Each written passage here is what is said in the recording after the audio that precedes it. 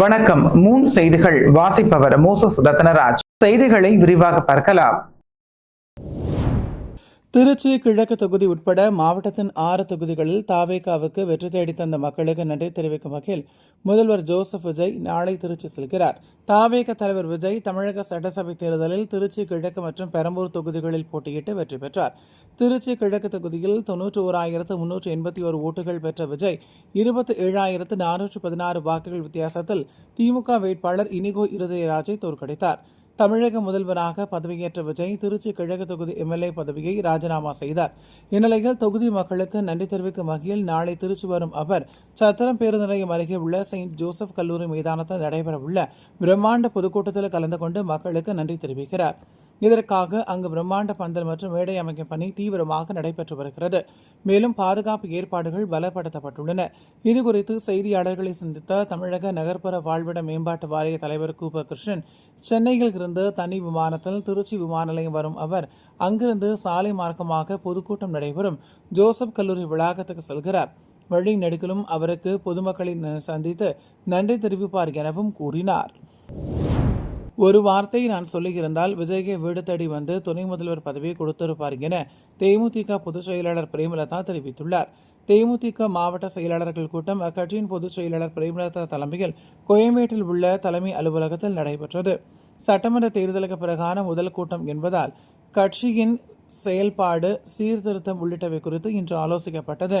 இந்த கூட்டத்தில் பேசிய அவர், விஜய் ஆட்சிக்கு வந்த சில நாட்களிலேயே பல்வேறு சட்டம் ஒழுங்கு பிரச்சனைகள் ஏற்பட்டுள்ளது எனவும், எந்த பேரத்திற்கும் எந்த பதவிக்கும் ஆசைப்படாத ஒரே கட்சி தேமுதிக தான் எனவும், பதவிக்கோ பணத்திற்கோ சோஃபா செட்டிற்கோ பெட்டிக்கோ எதற்கும் ஆசைப்படாமல் பயணிக்கும் கூட்டணிக்கு விசுவாசமாக உண்மையாக உள்ள கட்சி எனவும், அமைச்சர் பதவிக்காக எல்லாரும் ஓடுகிறார்கள். ஒரு வார்த்தையை நான் சொல்லியிருந்தால் விஜயை வீடு தேடி வந்து துணை முதல்வர் பதவியை கொடுத்திருப்பார். ஆனால் அப்படி நாங்கள் செய்யவில்லை என தெரிவித்தார். பாலியல் வன்கொடுமை, சட்டம் ஒழுங்கு பிரச்சனை, மேகதாது பிரச்சனை, மின்வெட்டு பிரச்சனை, விவசாயிகளுடைய பயிர்க்கடன் தள்ளுபடி என்று சொல்லி யாருக்கும் இன்னைக்கு திருப்தி இல்லாதனால தமிழ்நாடு முழுக்கும் விவசாயிகளுடைய ஆர்ப்பாட்டம், போராட்டம் என்று இன்றைக்கு நடக்கவை அத்தனையும் நாம் பட்டியலிட முடியும்.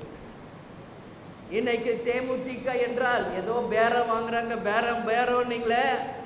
இப்ப சொல்றேன், ஆல் பிரஸ் அண்ட் மீடியா எந்த பேரத்துக்கும் எந்த பதவிக்கும் ஆசைப்படாத ஒரே கட்சி இன்னைக்கு தேமுதிக தான் என்பதை இந்த தேர்தலில் நிரூபித்திருக்கிறோம் என்பதை நான் உறுதியோட, பெருமையோட, தைரியத்தோட இந்த பிரஸ் மீட்ல பதிய வைக்கிறேன். அனைத்து social media, all press people, இதை உங்களுக்காக தான் நான் சொல்றேன். எதுக்கு எடுத்தாலும் பேரம், இதை தவிர வேற ஏதாவது குற்றம் சொல்ல முடியாது என்ற சூழ்நிலையில் இதை மட்டுமே நீங்க தேமுதிகவை முன்னிலைப்படுத்தி கேவலப்படுத்தி எப்படியெல்லாம் ஒரு புனிதரை, ஒரு உன்னதமான தலைவரை, ஒரு புனிதமான ஒரு கட்சியை களங்கப்படுத்தினீர்களோ உங்களுக்கான பதில் தான் இது. ஒரு பதவிக்கோ ஒரு பணத்துக்கோ எதுக்கும், ஒரு சோஃபா செட்டுக்கோ ஒரு பொட்டிக்கோ எதுக்கும் ஆசைப்படாமல் நாம் பயணிக்கும் கூட்டணிக்கு விசுவாசமாக, தர்மத்தோட நாம் கிடைத்த ஒரு சீட்டானாலும் உண்மையாக இருக்கின்ற கட்சி தேமுதிக.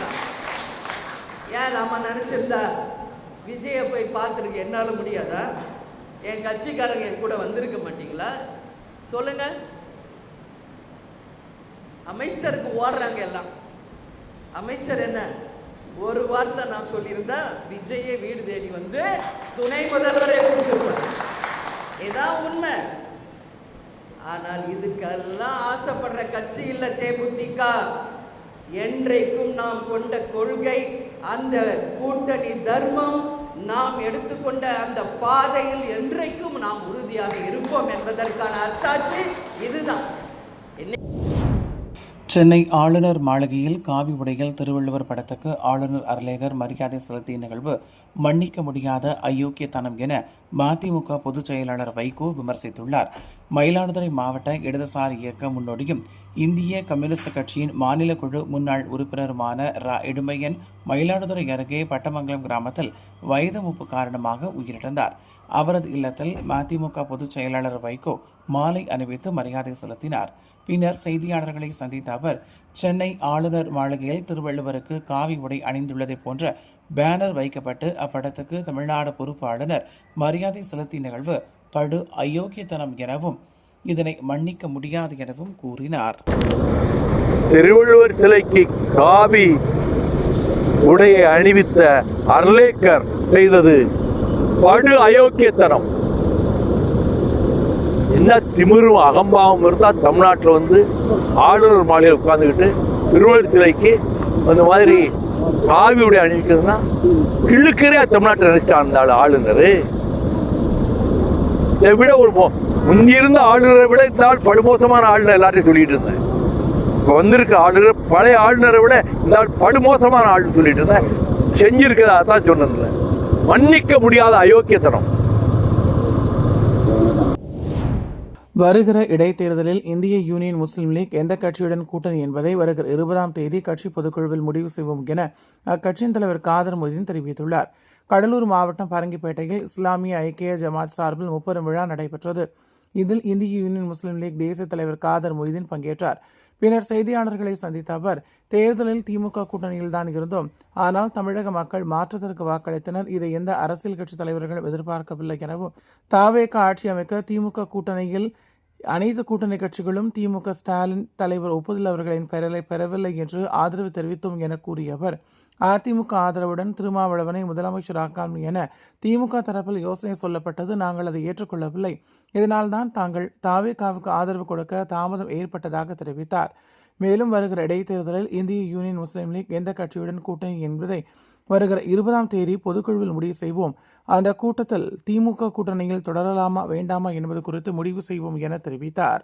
தமிழகத்தில் அரசியல நாளுக்கு நாள் பரபரப்புங்கிறது அப்படியே தொடர்ந்து தமிழகத்தில் நாளுக்கு நாள் நடந்து முடிந்த தேர்தலில் தமிழ்நாட்டு மக்களும் தமிழ்நாட்டில் உள்ள அரசியல் கட்சிகளும் அரசியல் கட்சி தலைவர்களும் எதிர்பார்த்தது ஒன்று, மக்கள் கொடுத்தது வேற ஒன்று. எதிர்பார்க்காத நடந்தது தான் உண்மை. தாவேகா ஒவ்வொரு தொகுதியிலையும் ஏதோ கொஞ்சம் ஓட்டு வாங்கி பிரிப்பாங்க அப்படிங்கிற அளவுக்கு தான் பேசப்பட்டது. ஆனால் தேர்தல் நடக்கும்போதே இந்திய முஸ்லீம் லீഗ് நாங்கள் திராவிட முன்னேற்ற கழக கூட்டணியில் தான் இருந்தோம். அந்த கூட்டணியில் இருந்து சுருக்கமாக சொன்னால், கொளத்தூர் தொகுதியில் எங்களுடைய மகளிர் அணி வீடு வீடாக சென்று ஓட்டு சேகரித்தாங்க. அப்போவே என்னிடத்தில் சொன்னாங்க, பேராசிரியர் இந்த மாதிரி ட்ரெண்டு எப்படியோல தெரியுது, வீடுகள்லாம் அந்த பெண்டுகள்லாம் வேறு மாதிரிலாம் பேசுகிறாங்க, இதை நாங்கள் திமுக வட்டாரத்துக்கு சொல்லியிருக்கோம் என்று சொன்னாங்க.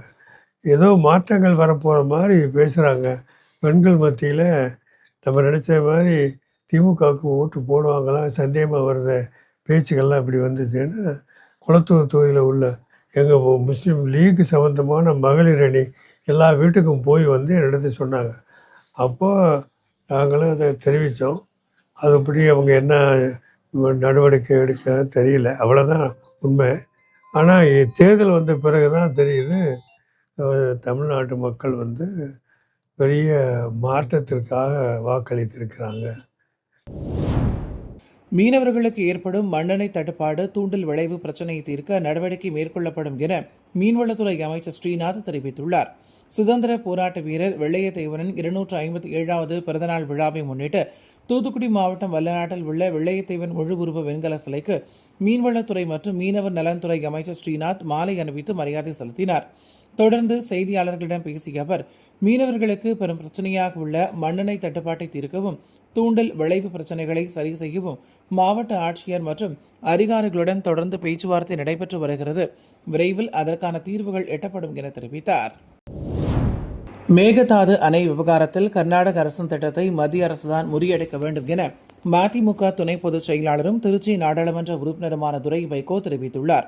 கோவை மாவட்டம் வால்பாறையில் செய்தியாளர்களை சந்தித்த அவர், மேகதாது அணை விவகாரத்தில் தமிழக காங்கிரஸ் கட்சியை பொறுத்தவரையில் சரியான நிலைப்பாட்டில் உள்ளனர் எனவும், கர்நாடக துணை முதல்வர் சிவக்குமாரை பொறுத்தவரை மேகதாது அணை கட்டப்படும் என உறுதியாக சொல்லியுள்ளார். தமிழகத்தை பொறுத்தவரை இந்த விவகாரத்தில் அனைத்து இயக்கங்களும் ஒருமித்த கருத்தோடு உள்ளனர். இதில் மத்திய அரசு கவனம் செலுத்தி கர்நாடக அரசின் திட்டத்தை முறியடிக்க வேண்டும் என கேட்டுக்கொண்டார். நீங்கள் தமிழ்நாடு காங்கிரஸ் பொறுத்த வரைக்கும் அதை மேகதாது அணையை கட்டக்கூடாதான் நிலைப்பாடு எடுத்திருக்கிறாங்க. அதை நாங்கள் வரவேற்கிறோம். ஆனால் என்னென்னா, அவங்க கர்நாடகாவை சார்ந்த துணை முதல்வர் திரு சிவக்குமார் பொறுத்த வரைக்கும் அவர் கண்டிப்பாக மேகதாது அணை கட்டப்படுங்கிற அவர் சொல்லியிருக்கிறார். அது இல்லாமல் உச்சநீதிமன்றம் சமீபத்தில் தீர்ப்பு கொடுத்தா, என்ன தீர்ப்புனா, அந்த விரைவான திட்ட அறிக்கை அது நீங்கள் சமர்ப்பிக்கலாம்னு சொல்லி தான் கொடுத்துருக்காங்களே, மேகதாது அணை கட்டலாம்ங்கிறத ஒன்றும் சொல்லலாம். ஆனால் அவர் உச்சநீதிமன்றம் ஏதோ மேகதாது கட்டுறதுக்கு உண்டான அந்த ஆணையை பிறப்பித்த மாதிரி ஒரு தவறான தகவலை கர்நாடகாவின் துணை முதல்வர் சிவகுமார் சொல்லிட்டு இருக்கிறாரு. தமிழ்நாட்டில் பொறுத்த வரைக்கும் என்னன்னா, காங்கிரஸ் மாத்திரம் கிடையாதுங்க, தமிழ்நாட்டில் இருக்க அனைத்து இயக்கங்களும் இதில் அவங்க யாருமே இதில் நாங்கள் எல்லாரும் ஒன்றுபட்ட ஒரு ஒருமித்த கருத்தில் இருக்கும். என்ன கருத்துனா, காவிரியின் குறுக்கே மேகதாது அணை கட்டப்படக்கூடாதுங்கிறதா எல்லாருடைய கருத்து. அது பொறுத்த வரைக்கும் ஒன்றிய அரசு, மத்தியில் இருக்கிற ஒன்றிய அரசு, பாஜக அரசு இதில் கவனம் செலுத்த வேண்டும். ஏன்னா கடந்த காலத்தில் உச்சநீதிமன்ற தீர்ப்பு தெளிவாக சொல்லியிருக்கிறாங்க. வருஷத்துக்கு 177 டிஎம்சி தமிழ்நாட்டுக்கு அந்த காவிரி தண்ணீர் கொடுக்கணுங்கிறது இது இருக்குது. அதை அவங்க கொடுக்கறது இல்லை. வெள்ள காலத்தில் உபரி நீராக வரதை அதில் அவங்க கணக்கு சேர்த்துக்கிறாங்க. நமக்கு மழை தண்ணி தேவைப்படும் போது அந்த உரிய காலத்தில் அந்தந்த மாதத்துக்கு கொடுக்க வேண்டிய தண்ணி அவங்க கொடுக்க மாட்டேங்கிறாங்க. இப்போது மேகதாது அணையை அவங்க கட்டிட்டாங்கன்னா தண்ணியை நீ 50 விழுக்காடு வர்ற தண்ணியும் வரப்போகிறது கிடையாது. நீங்கள் டெல்டா மாவட்டங்கள் அனைத்தும் பாலைவனம் ஆயிரும். உங்களுக்கு நீர் ஆதாரமே இல்லாமல் போயிடும். நமக்கு தமிழ்நாடுடைய மத்திய மாவட்டங்கள் பொறுத்த வரைக்கும் இது முக்கியமான ஒரு பிரச்சனை. ஒன்றிய பாஜக அரசு பொறுத்த வரைக்கும் இதை கவனம் செலுத்த வேண்டும். கர்நாடகா அரசின் இந்த திட்டத்தை முறியடிக்க வேண்டும். திட்டங்கிறது என்ன சொல்லணும்னா, இன்றைக்கி தமிழ்நாடு மாத்திரம் கிடையாது, இதனுடைய பாதிப்பு தமிழ்நாடு, நமக்கு பக்கத்தில் இருக்க பாண்டிச்சேரி, இங்கே கேரளா, எல்லா 3 மாநிலங்களும் பாதிக்கிற ஒரு இந்த இதை ஒன்றிய அரசு இது ஒரு முடிவுக்கு வரணும். கர்நாடகாவுடைய அரசு இந்த திட்டத்தை முறியடிக்கணுங்கிறதா எங்களுடைய இது. சட்டத்துக்கு புறம்பாக மத்திய நீர்வள ஆணையம் செயல்படுவதாகவும், இதனை மோடி அரசு தடுத்து நிறுத்த வேண்டும் என தமிழக விவசாயிகளின் காவிரி சங்க தலைவர் PR பாண்டியன் தெரிவித்துள்ளார். கர்நாடக அரசு மேகதாட்டு அணை திட்டத்தை முன்னெடுக்க முயற்சித்து வரும் நிலையில் அதற்கு எதிர்ப்பு தெரிவித்து தமிழக காவிரி விவசாயிகள் சங்கம் சார்பில் தமிழக காவிரி விவசாய சங்க தலைவர் பாண்டியன் தலைமையில் ஹோசூரில் போராட்டம் நடைபெற்றது. ஹோசூர் தர்கா பகுதியில் இருந்து கர்நாடக எல்லை நோக்கி நடைப்பயணமாக சென்ற விவசாயிகள் பெங்களூரு சாலையில் உள்ள ESI மருத்துவமனை முன்பு கர்நாடகாவில் நுழைவோம், மேகதாதை தடுப்போம், அணை கட்டினால் தமிழகம் சுடுகாடாகும் உள்ளிட்ட முழக்கங்களை எழுப்பி தங்களது எதிர்ப்பை பதிவு செய்தனர்.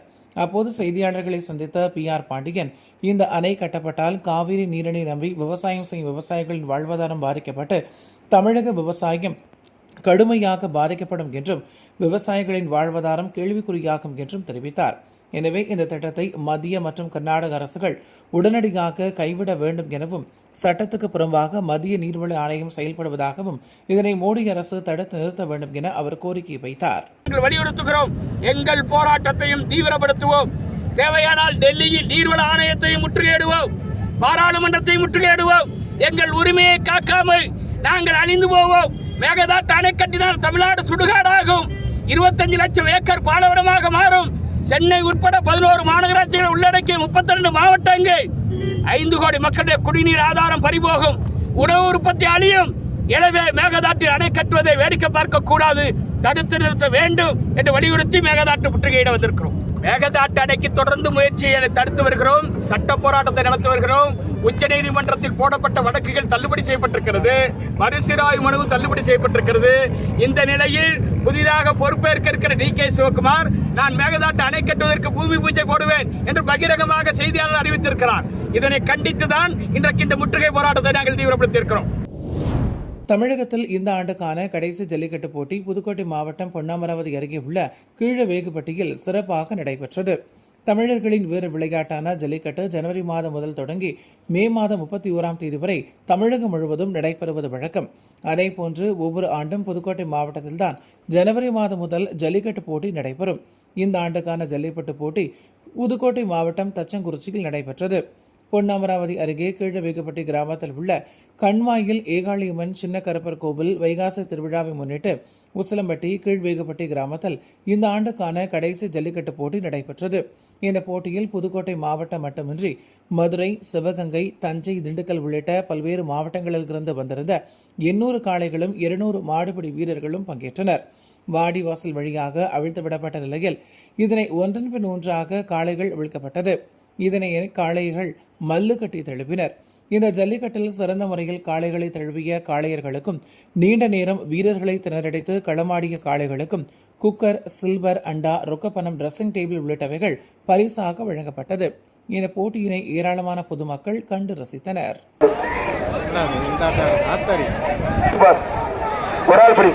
சூப்பர் மாடுங்க, தரமான மாடு, காலை வெற்றி பெற்றது. ஒரு ஆள் படி சூப்பர் மாடு, காலை வெற்றி பெற்றது. ஒரு டைனிங் டேபிள் பா, ஒரு மர டைனிங் டேபிள். நாச்சியா சர்வா அந்த மாடுப்பா, சூப்பர் மாடு, சூப்பர் வீரர். மாறுபடி வீரர் வெற்றி பெற்றார். ஒரு அண்டா வாங்கி தந்தை. ஒரு ஆள் படி ஒரு அண்டா, காலை வெற்றி பெற்றது. ஒரு ஏஆர் காந்தி மாடு பாண்டி, ஒரு ஆள் படி சூப்பர் மாடு, காலை வெற்றி பெற்றது. இந்த மாட்டுக்கு ஒரு அண்டாபா, கீழே விளையாட்டு ஒரு ஆள் காலை வெற்றி பெற்றது. மாங்காளிப்பட்டி மலையப்ப கோடார் நினைவாக ராஜேஷ் பிரதர்ஸ் இன்ஜினியர் தம்பி கொம்ப பிடிக்காம பிடிங்க. வீரர் வெற்றி பெற்றார். வீரரை பாராட்டி ஒரு சேர்ப்பா படி. சூப்பர் சூப்பர் சூப்பர், தொட்டுப்பார். ஒரு கட்டில் பா, ஒரு கட்டில். வர்ற மாட்டு போற மாட்டிற்கு பரம்பூர் சரவணன் வழங்க ஒரு கட்டில். ரிவேஸ் வந்தா பிடிக்க கூடாது. சூப்பர் சூப்பர், ஒரு பெரிய அண்டா.